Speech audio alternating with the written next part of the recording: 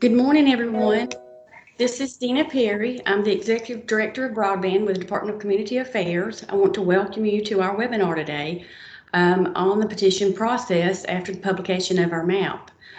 First and foremost, I want to thank all of you that has participated in the map to make it such a success.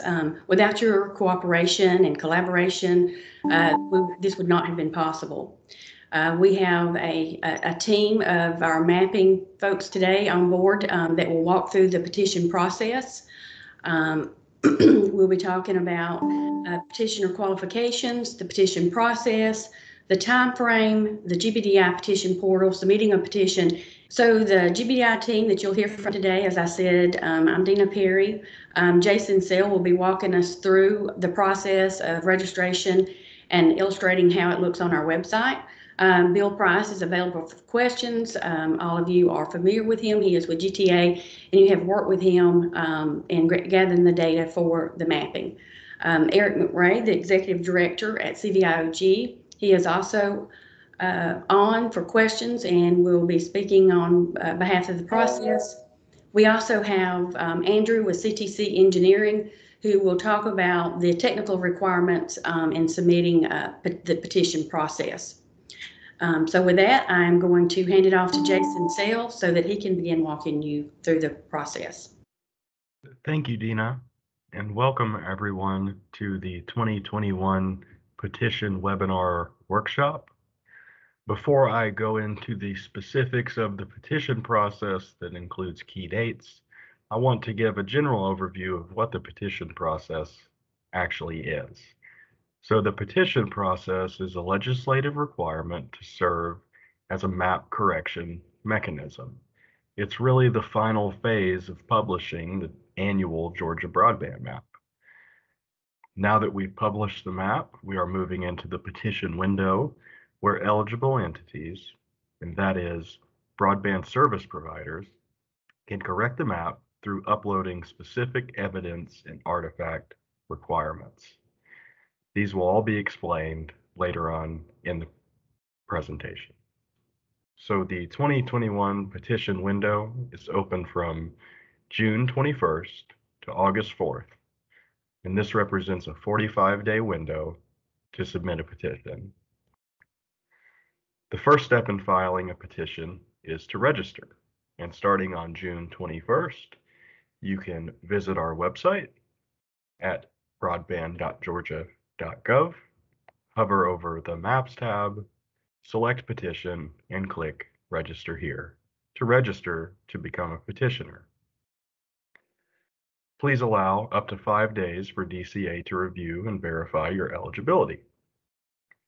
After registering and approval, you'll be required to gather and upload specific evidence that supports your petition.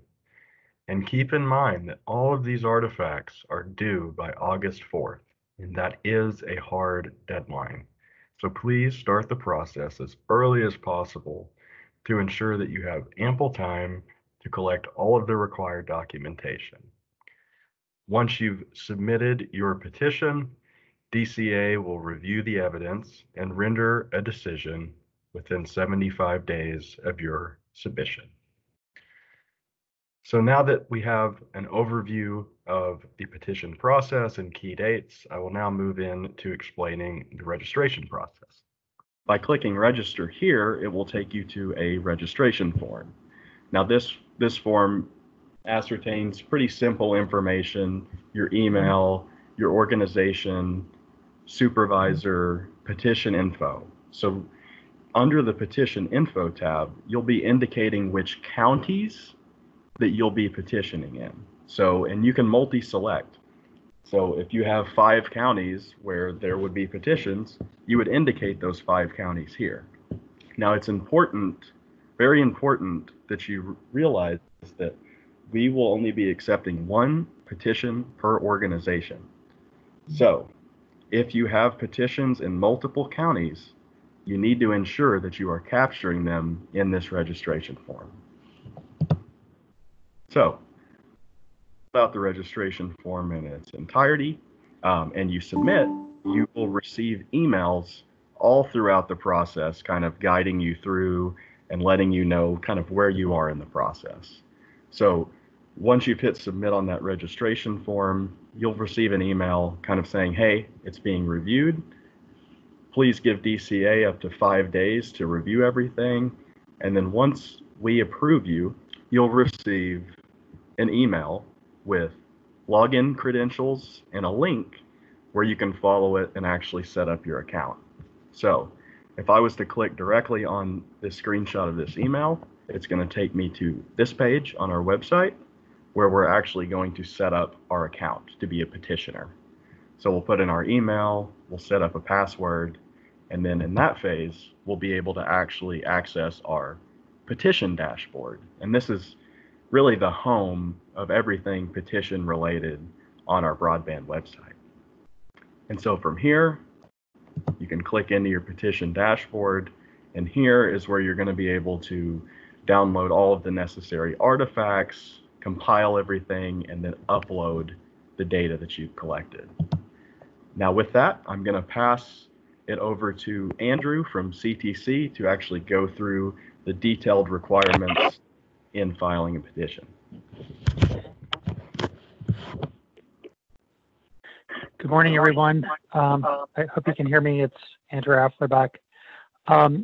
So I'd like to walk through the process in more detail. And when we look at it, there are basically two major scenarios. The first is where you're trying to prove that in your petition that an area that is classified on the map as unserved is actually served. The second scenario is where the petitioner is looking to prove that an area that the map is classified as served is unserved. So we'll start with the first, and there are four parts to it basically. The first is that you're going to get a detailed template, and I'll show you some screenshots from that will walk you through the information that we're looking for. On that template, in addition to questions that you're going to answer, there's going to be a description of mapping that's going to be required. There are going to be field photos that you're going to be required to provide, and those photos are going to have to be of very specific things and done in a specific way. And you're going to be required to provide for 2 locations in each census block speed tests, and that's according to the FCC speed test requirements. So many of you are familiar with that. So let's take a look at what the template looks like here. Pretty much straightforward information. We're going to be looking for each census block to have this template filled out. Very important that you put the full census block in, and there's going to be explanation in the materials you get about file names. It's going to be very important that the file names and the folders and so forth be organized in the way that you're requested to do that. You're going to fill out this information. This is an example here where the block is served by, where you're saying that the block is served by DSL. So someone has picked number 3 here, which opens up a number of questions below that are DSL specific. If you were stating that you serve with fiber or with coaxial cable, that would bring up a different set of questions. So basically this gets filled out. Next slide.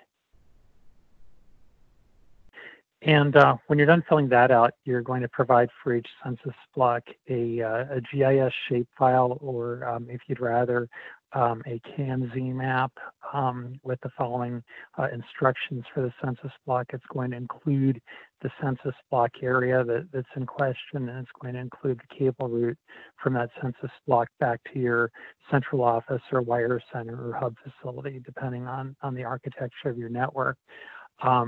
And within the census block area, you're going to show the boundary. You're going to show where the CO or hub facility is. Along the way, you're going to say what the physical medium of the cable is, including if it changes from one type of medium to another.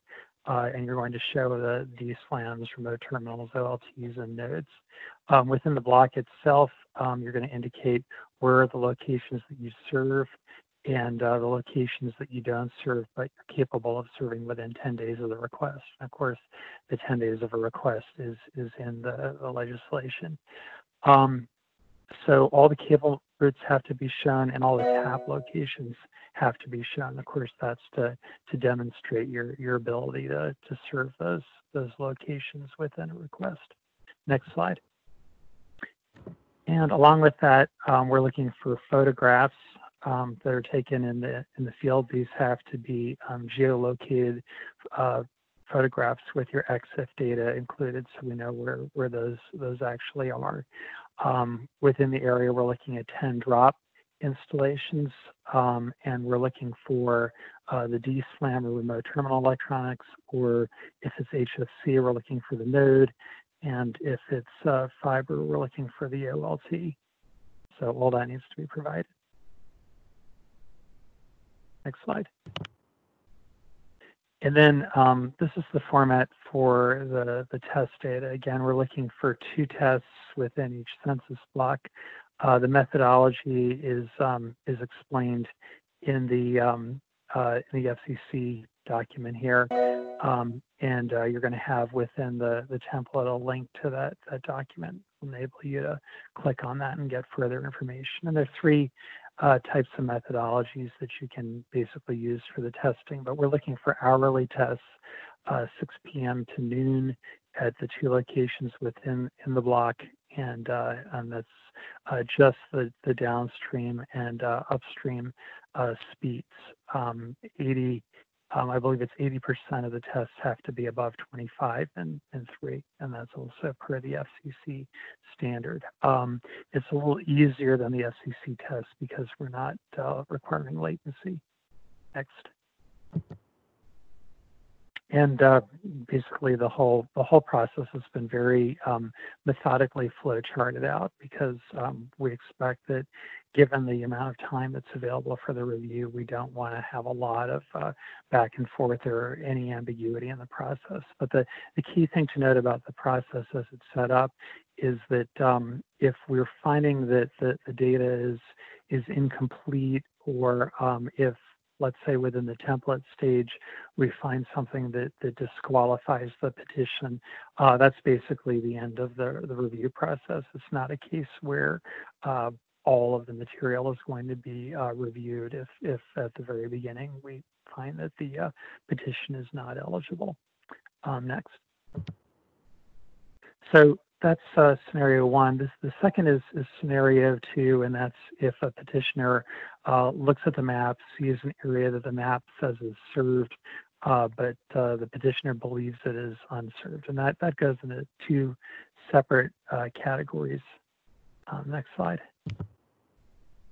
So the first category is essentially if you, as the petitioner, had told DCA in an earlier part of the process that you serve that block, but it turns out that in fact you don't serve the block and you want to correct the error.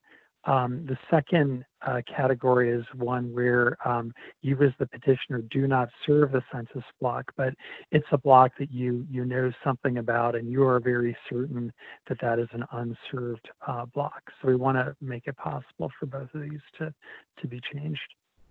Next.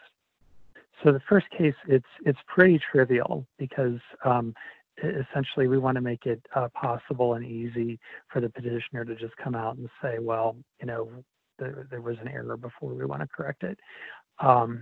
It does not automatically change the designation of the block because we have to verify that there aren't other providers potentially serving the block. But essentially, we want to make that very, very straightforward. Next slide. So in the second category, where the petitioner is not the provider, it's somewhat more challenging. And in order to back up the petitioner's claim, the petitioner has to provide information to evaluate, which is basically a streamlined version of what we were talking about in scenario 1. Also, DCA will contact the providers that claim to serve the census block and get their feedback. So it's possible that those providers may agree to the redesignation. In other words, they may agree that they do not serve that block. If it's still disputed, then what would happen then is that DCA will not redesignate that block purely on the basis of a petition. In other words, it's not sufficient evidence, but what will happen is that on the weight of that petition, DCA will identify that block as a disputed block, and DCA may later conduct on-site inspection or other scrutiny to sort out what the issue is in that block. Next slide.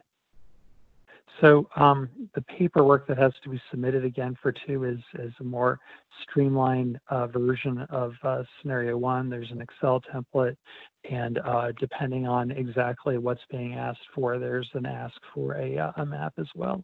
Next.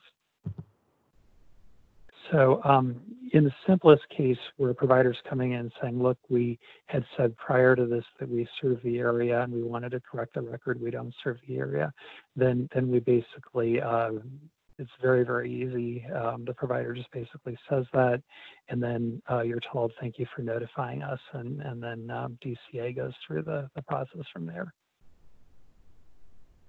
Next slide. So, and then if it's the case where you're challenging the map, where you're saying, well, we believe that service, that block is in fact not served, even though it's claimed to be served, then you're first asked, do you believe that there's broadband service in any part of the block? So this is the case where you believe that there is some service there, but that the service is not the 80% of the block threshold, in which case you're then asked more questions about the service in the block as far as you understand it. Next slide.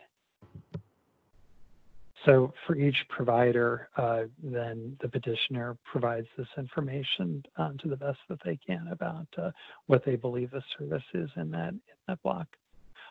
If in fact you're not saying that there's service in the block, if you're stating, well, we think that block has never had any service at all, then you're asked to substantiate that claim.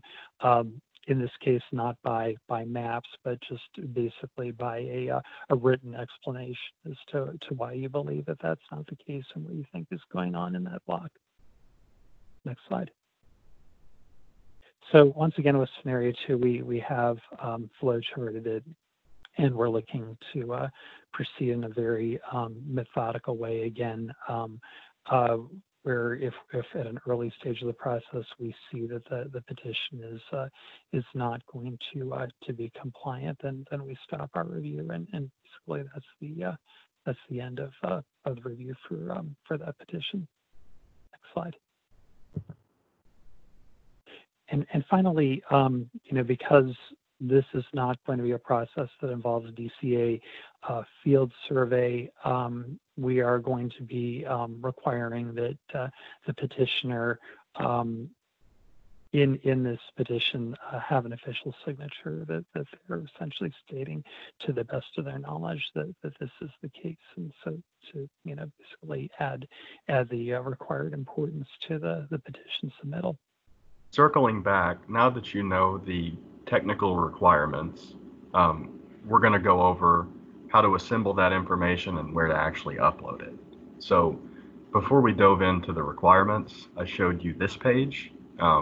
This is simply you logging into your Petition Dashboard, and from there you will be able to download all of the artifact requirements, the templates, and actually go in and upload them.